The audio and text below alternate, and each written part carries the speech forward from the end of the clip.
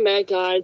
Today, me and my close personal friend Danny, close personal friend means subtitles, we're gonna watch SpongeBob Truth or Swear by the mysterious Mr. Enter and his one bud, which I forget his name. That's better. But A little bit. But it's a good movie, and we'll like it. It's called SpongeBob Truth or Square by the mysterious Mr. Enter. And guys, after this, I'm going to be making a video, Minecraft video, and hopefully getting that posted between like tomorrow or the next day. Okay. So stay tuned for that as well, so you guys get notified for that. Oh, also, don't forget to like, subscribe, and hit the bell notifications so you guys get notified for my next live stream or video. And let's get into this. Here's me. For ages, mankind has pondered the unanswered Question, you know subtitles or no? Sure. Alright. questions of SpongeBob SquarePants. What was Bikini Bottom like before SpongeBob? Why is there a pineapple under the sea? Now, these questions and more will be answered in Truth or Square. What? We're freaking out! Coming soon in a brand new SpongeBob movie. Witness the wedding you never thought you'd see. Boo! And learn the biggest secret in Bikini Bottom. Each time I told you. Addy formula. Don't miss all this and more in the brand new movie, SpongeBob's Truth or Square. Lies! Lies! When will the lies end? Lies! Yeah.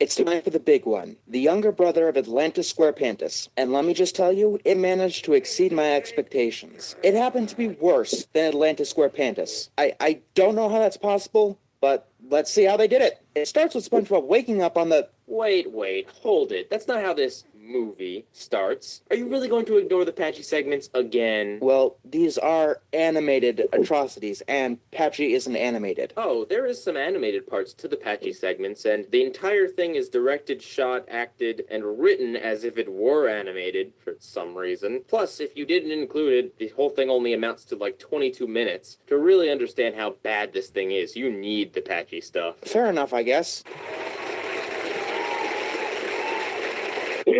See, that's the guy I watched. Yeah. Yeah. Yeah. He makes good SpongeBob videos. It's hilarious. If that's how you want to do this, let's start from the true beginning. The first image we see to celebrate SpongeBob's 10-year anniversary is a demonic puppet from hell. Are you ready, kid? We'll find Danny. The puppet is kind of creepy. I know. What?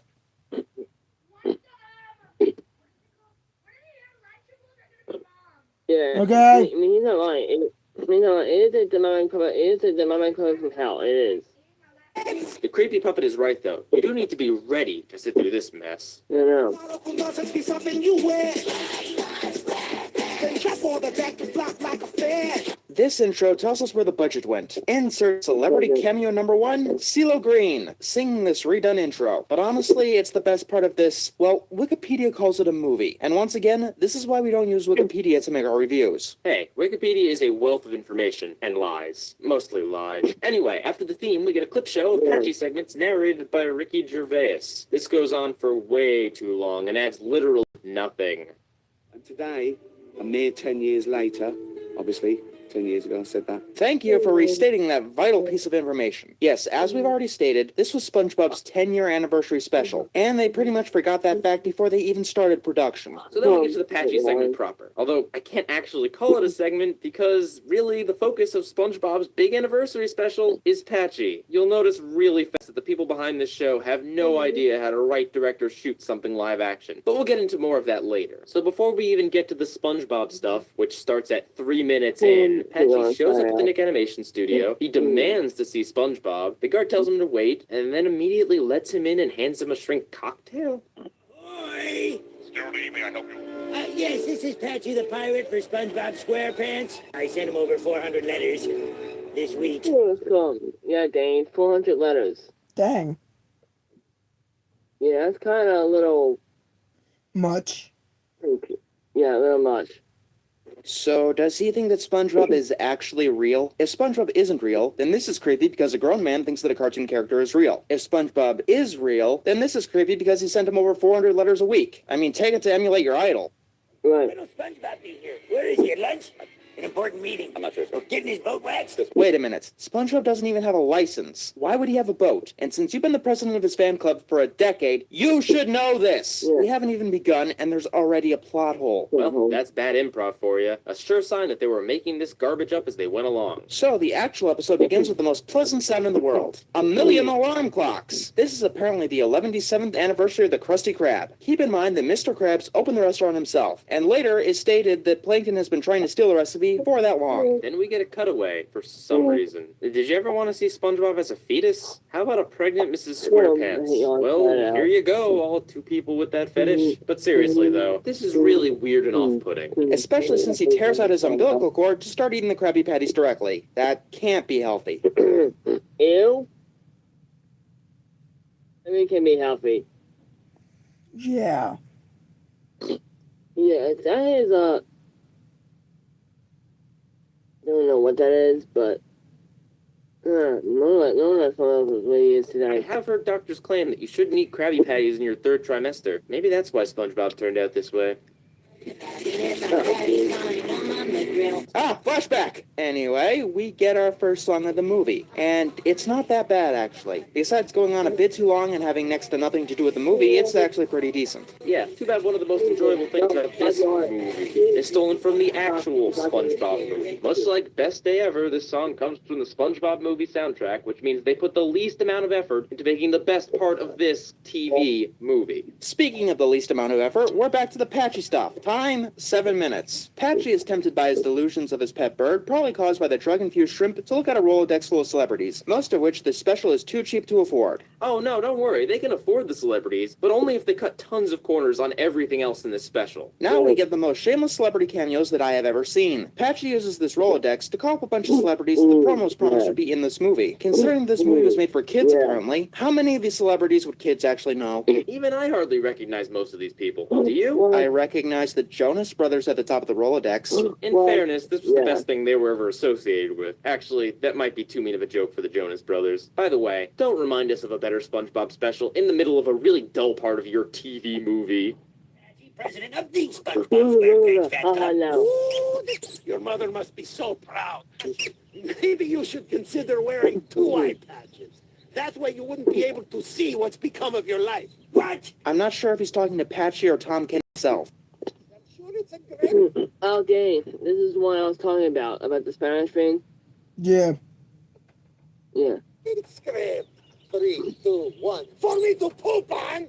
Kinda pointless to shit on shit. Zing! If you'll allow me to go off on a tangent about something seemingly minor, but is in fact a metaphor to how bad the Patchy stuff really is, the Rolodex footage is loop, meaning that they either did not get enough footage to cover it all, or they thought it was actually a good effect, which it's not. What makes this worse is the fact that this was a pickup shot, meaning they went back and filmed it later. Know how I know? That is not Tom Kenny's arm. You'd be able to see the white ruffle, and it looks a little bit too feminine to be his. Also, the stuff on the desk completely changes. They actually went back and shot this and still didn't plan enough to get the right amount of footage. What's worse is that the short clip is played multiple times. Finally, back to the SpongeBob stuff. He tries to get to the Krusty Krab, but is stopped by a line. He circumvents this obstacle by hopping on everyone's head, instead of maybe walking around them, or using the back door to the Krusty Krab. But that would be the reasonable option, now wouldn't it? Mr. Krabs tells SpongeBob and Squidward that Plankton is likely to strike on this busy day, and gives some exposition that there is a network of tunnels running under the Krusty Krab, for some reason. Except for the rest of the special, they're all above the restaurant. Either way, they are to study that map. Then we get a montage of Squidward sleeping. No, seriously. One time Squirrel's sleeping.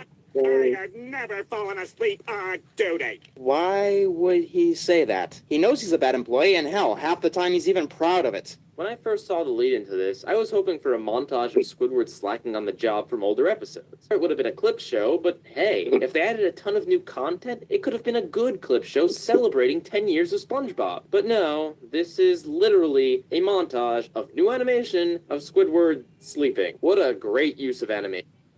And to help watch out for Plankton, I've hired some extra security. Oh shit, we're all screwed. After Pat no pay, you want him in your restaurant again? Hired Patrick? What, you expect me to spend money on a real security guard? No, but I expect you to spend some money on the actual special, instead of bringing Plankton into the special and cutting to another montage of failure. It might have been clever if it wasn't entirely made out of sports jokes. It's not like variety is an important rule of comedy or anything. After Plankton decides that this would be a good day to steal the Krabby Patty formula, like every other day, we cut right back to the Rolodex. Motherfucker. Speaking of sports, we get a cameo by LeBron James, because this has so much to do with SpongeBob. Oh yeah, Daniel, LeBron James in the TV now. Yeah, I know. I watched it. That's cool.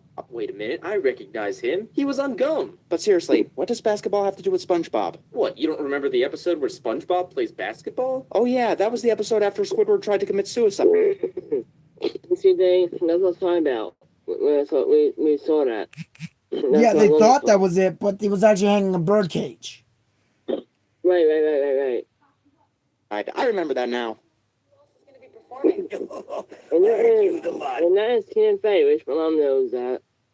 This one. Well, SpongeBob for one. Oh, Tom Kenny, the voice of SpongeBob? Who? Get it? Because Tom Kenny plays Patchy. So SpongeBob isn't real then. Why the fuck did they let him in? Alright, kids at home, dress up like pirates and go swarm Nick Studios. Note, this will only work if the guard is poorly written. I will not do that. Will you, Danny? No. Me neither. Plus, I live too far away from that anyway. Same. The next cameo is Will Ferrell, being stalked by SpongeBob producers on his morning job. Ferrell? Seriously. You know, it's lazy to not have the cameos in the same room as our star, Patchy, but at least having them at their desk makes it look somewhat professional. Here, I'm pretty sure someone from SpongeBob ran into Will, took out their iPhone and possibly a gun, and bugged him until he said what they wanted him to. Because I'm president of the SpongeBob fan club Tarzana chapter, and I'm throwing a TV.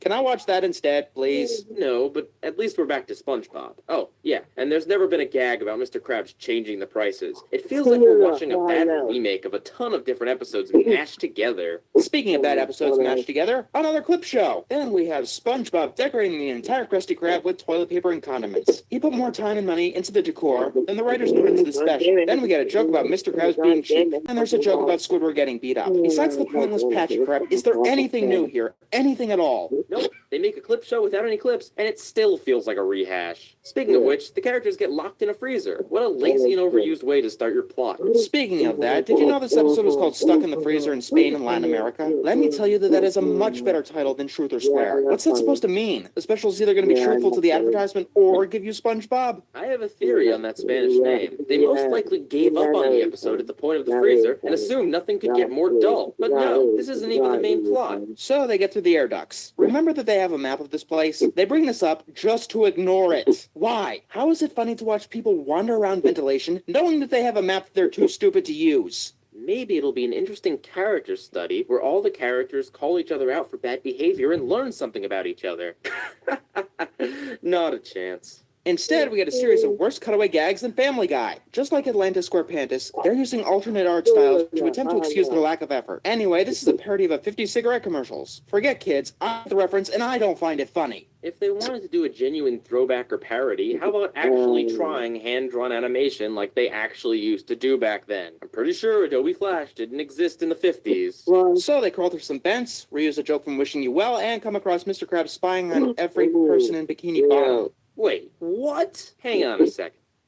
Hired Patrick. What, you expect me to spend money on a real security guard? Yeah, no money on extra security for the Krusty Krab, but he will install secret cameras in everyone's houses, including Sandy's bathroom, which costs a ton of money and nets him no obvious financial gain, his only motivation on the show, and put it all in a room that has no easy way to get in or out of? What? This is never even brought up again. Is he secretly selling pervy footage of the characters online? Where is the joke? What is the point? Ugh. It's probably for Nickelodeon's latest reality show, Life in Bikini Bottom. So Mr. Krabs is a big wig at Nickelodeon, eh? That makes too much sense. No. The children. The children? I don't care about the children. I just care about the first money. The fact that their feeble minds easily manipulated by cheap playgrounds and talentless clowns is no skin off my nose. So Plankton enters the vents somehow, and then the group decides to split up. Mr. Krabs goes one way, alone, to presumably be lost forever. The others go the other way. Oh, don't worry. Mr. Krabs pops back with the group later. But now more patchy. And I am so sick of seeing this Rolodex. It is not a good transition, no matter how many times you use it. This leads to nothing but more celebrity shit. They don't even use his real name because they know their target audience won't recognize him. MTV is less shameless about this stuff. What is even the joke here? He went to pirate college? What? Was this all made up on the spot that day based upon what celebrities actually agreed to do this nonsense?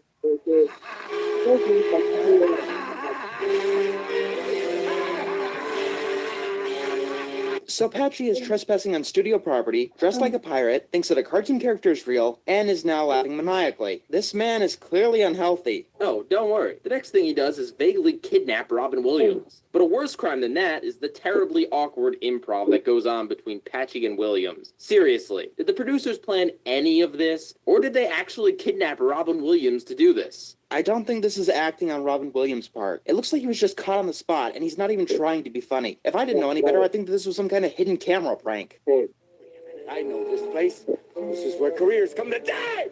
Do we even need to comment? The movie's making the jokes for us now. When the actors have become self-aware that this is the worst thing in their career, there is no way this can get better. Also, how many shots of Robin and Patchy walking do we need to see? That's what really bugs me. So much of this garbage could have been edited down, but then we wouldn't have the marketable TV movie handle. If they edited this down, it might have looked like a kidnapping. Oh wait, so we get the extravaganza, and we see the guest stars that Patchy actually managed not to kidnap, stalk, or harass. That's funny. Most kids don't even know who that is. I do, but you do too as well. But most people watch it, they don't know who the hell that is. Yeah. Abraham Lincoln. Anyone want to bet the writers of SpongeBob don't? Who's the queen? You know who she is? I think that's Queen Elizabeth, actually. Oh, that's kind of cool. Know who Abraham Lincoln really is. Oh, I'm sure it's great for a career to I be know, alongside Pink. She's the sinner. a puppet and a dead president. This guy I don't know about. Beats me. Maybe it's me. She did the Kids' Choice Awards, too. Maybe she owes Nick money. This February, one food delivery app will finally put their mouth. Did the Kids' Choice Awards, too. Maybe she owes Nick money. Wow, look at how they treated one of the few. That's fucked up. Nobody cares. It's pink. Also, SpongeBob's not real. Cuckoo. Cuckoo. Danny, look at this. There, here, and there. Yeah, he's something's wrong with him. Yeah.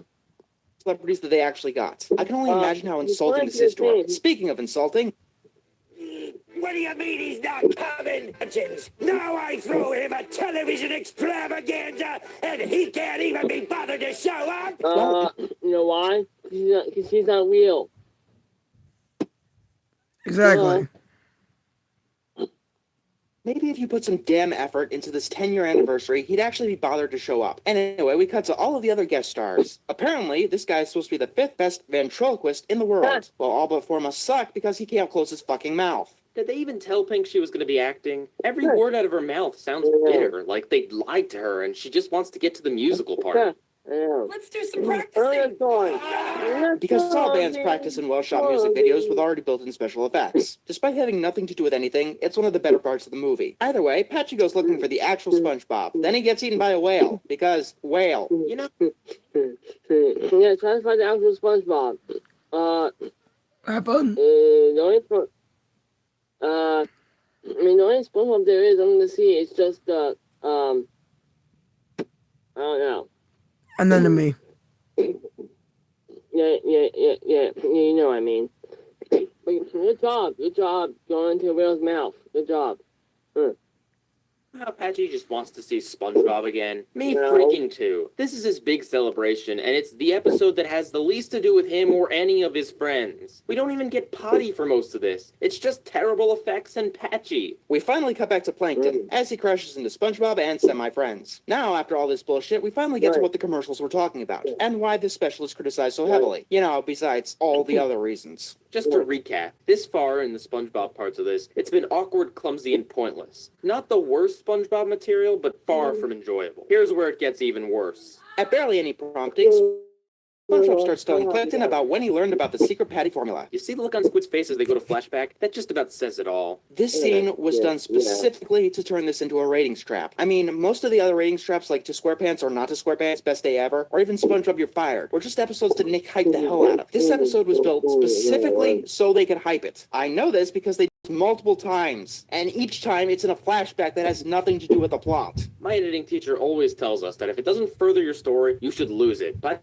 by that logic, 90% of this special would be gone. So Mr. Krabs comes alive to the flashback just to toss Plankton out of the story for a while. He materializes out of nowhere right behind them. Yeah, for some reason Mr. Krabs is with them now. Like he has the ability to teleport through flashbacks. No clever transitions either. Just one shot he isn't there, cut to Plankton, and then they cut back and he is. At least make a joke out of it. What was the point of even splitting them up? A crappy cliffhanger? And another cutaway. Squidward remembers the time before SpongeBob came to Bikini Bottom. Guess the joke. Squidward is sad because he needs some excitement in his life? No, that only happens in clever episodes like Squidville. Here, he's totally happy, even though Patrick still lives next to him. He still has to work at the Krusty Krab with someone who isn't Jim. He still has to worry about Squilliam, still has to put up with the people of Bikini Bottom, and still sucks at clarinet. Hooray for having a totally static character with no emotional range. You know what we haven't had in a while? A totally pointless flashback. These are more pointless than the songs in Atlanta Square Panthers. At least those move the characters and sort of further the plot. At least they use the same realtor model from Opposite Day. Actually, that brings up something else. Why are some of the side or one-off characters not in this thing? Mrs. Puff has a tiny cameo. Merman and Barnacle Boy aren't in it. Squilliam isn't in it. The Flying Dutchman isn't in it. Why not just have the side and even one-off characters be outside in the mob? How hard would that have even been? Just throw a little visual fan service. It doesn't require much effort. And we get an actually funny joke when Mr. Krabs throws his wallet out of one of the vents.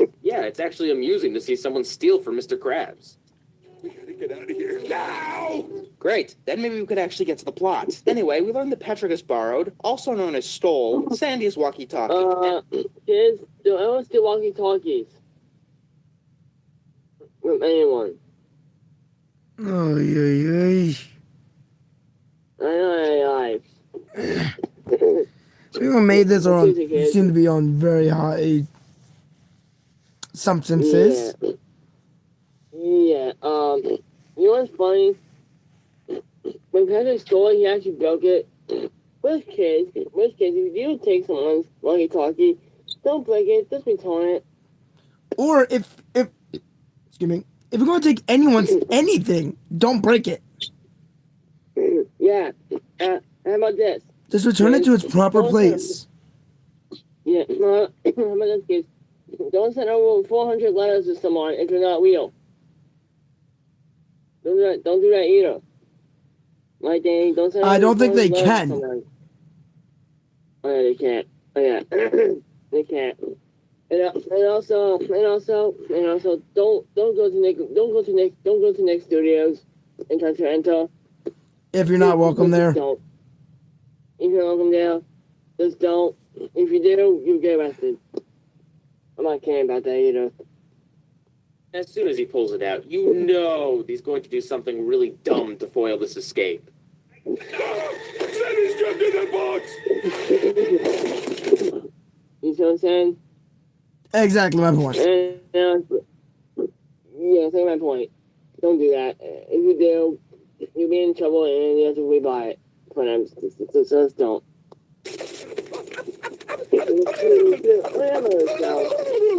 The stupid one. Yep. He's stupid, right? Yeah, he is. Patrick. Yeah.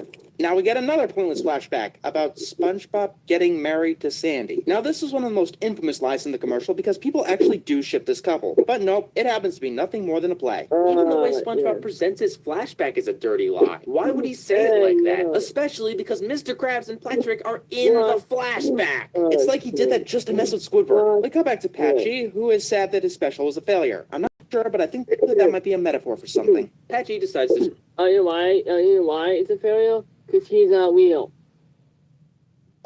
Patchy. Wow. Does my actual looking sound real? It's animated, so it makes things look like what they aren't. I see. Oh, so... Oh, okay. Now I get it. Show us the outtakes and backstory of SpongeBob. Rather than actually show us the interesting story of SpongeBob's real creation, we get some unfunny gags along with some bad acting, and a lame old-timey filter over it all. Then they go replacing SpongeBob in the opening theme song with all of the other main... Yeah, this is on YouTube. Actually, this replace SpongeBob with the other characters, like Squidward, Patrick, and Mr. Krabs.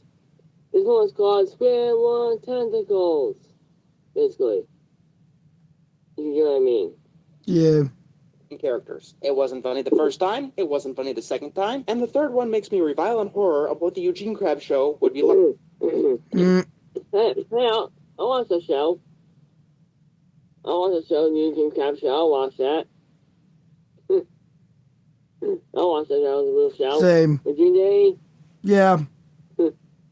I didn't think a bad show. This is, maybe it is because it's mine. Yeah.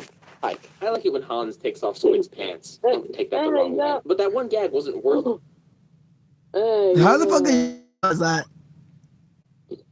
What, the hand? No, the pants situation. Oh, him in the hand. Oh, my bad. I got no clue.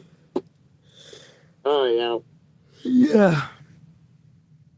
For the stupid repetitive setup. I said that Demolition Doofus wasn't self-parody. This is what happens when they try to do self-parody. They bring up the cliches and do absolutely nothing with them, and then they make it go on way too long. The song is nice, but like the others, it has nothing to do with anything. If you thought the walk cycle in the Lost episode was bad, all of these SpongeBob bits thrown into the Patchy junk are that times infinity. Patchy gets launched into the air, back to the studio, and gets knocked out. He finally gets to meet SpongeBob. This leads to nothing. No comedy. Oh, yeah, because it's what?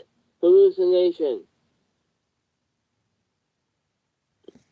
So it's not real. I think Yeah. Hallucination.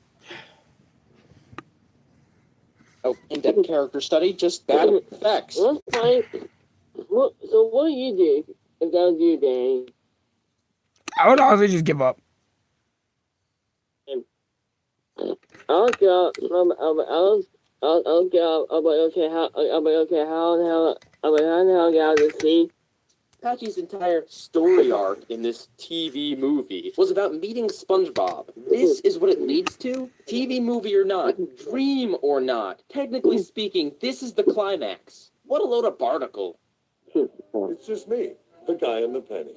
And apparently the writers still don't know who Abraham Lincoln Thank you, Mr. Anto. It is Abraham Lincoln, the guy on the penny. is. Apparently not even Abraham Lincoln knows who Abraham Lincoln is. Then, I don't even know, man. Oh, look, SpongeBob. I mean, the segment is back. Everyone is about to give up, and Patrick writes his last words, I guess. Then they decide the simplest solution is the easiest and bash their way out, making all this ventilation crap pointless. Also, I love how there are several freeze frames here. At least it's animated, so it's kind of hard to notice. Well, at least they are respecting the vent's privacy while asserting their authority and breaking through anyway. They finally got out of the vents, and because the crowd was too tired of waiting for the plot to start, they've all gone home. We went through all of that for nothing. Yes, we did, Squidward. Yes, we did. Patrick's like, go.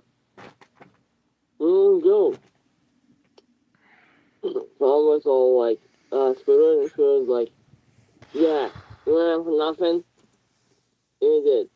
Thank you for reaffirming this to the audience. Provided the writers didn't give up a long time ago, they finally kicked the bucket here. Out of bullshit for the audience, they decided to fill up the runtime with A Christmas Carol. What? Why? When? Where? How? I don't even understand this. It's all over after this, right? Nope, we gotta bring back Plankton, who had the entire restaurant to himself for the past hour or so. Oh yeah, of all the plot threads, this needed some finality. It's the only thing in this whole piece of shit that had any closure whatsoever. Instead of finishing off the other plots, we get Ricky Gervais recapping what we already saw. At least there's some variety to their laziness here. We get stock pirate images, stock footage, and clips from the episode we just watched. Then just Ricky Gervais stumbling about, probably without a script. See you at the 20th anniversary. It's 10 years from now. Starting now. Where we'll do this crap twice as bad with half as much money. How long do we got anyway? I'd say we're already halfway there. Halfway there. Halfway there. Halfway there.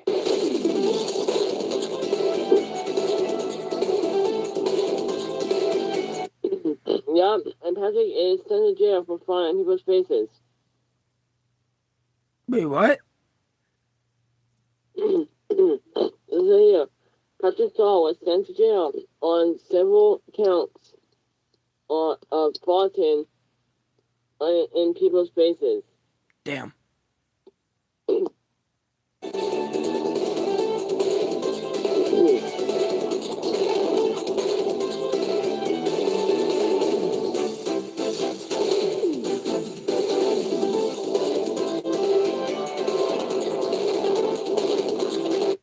And this is about SpongeBob. They paid so 20. Yep, that's how much money. 1,000. And $20,000 a year. I won't do that. Hell no. Sorry, my phone fell. Oh, got it. Damn it. Got it. Phew.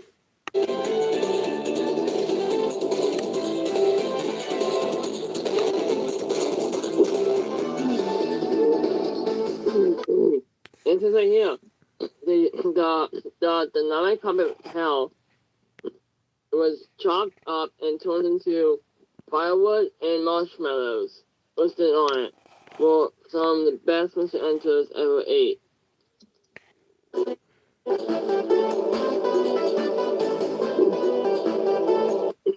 Yeah, I used to watch this guy too. If you remember him. Yeah, I do. That's cool. Yeah, I used to watch his videos about SpongeBob sometimes.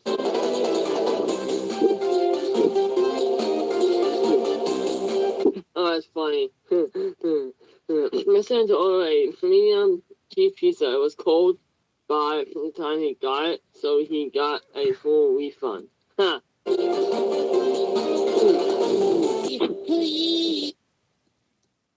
Okay, Danny. Okay, guys. How was that? That's it for this video. Or stream, I mean. Sorry. I'm honestly kind of tired right now. I honestly am tired right now, so excuse me right now. I am not. Danny, how was that? It was good. Oh, fuck. Sorry, Ryan. I almost fell asleep during half of it. Fine. Danny, don't feel bad. Because it was just like the same shit over and over again. Wait, actually, but next time I show you a thing called World's Strictest Parents. Yeah, guys, that'll be next stream, which I'm done streaming for the day, guys. So, yeah, guys have any other things that you want me to stream about or make videos on? Please let me know, and I'll be sure to do them. But that's all from me, and that's all from Brian for now. Yep, and remember, kids, next stream will be about showing Danny World's Strictest Parents. I watched a few of them already before, but yeah, I acted like it because I forget all about it. But I'll see you guys in the next piece. This one. Peace.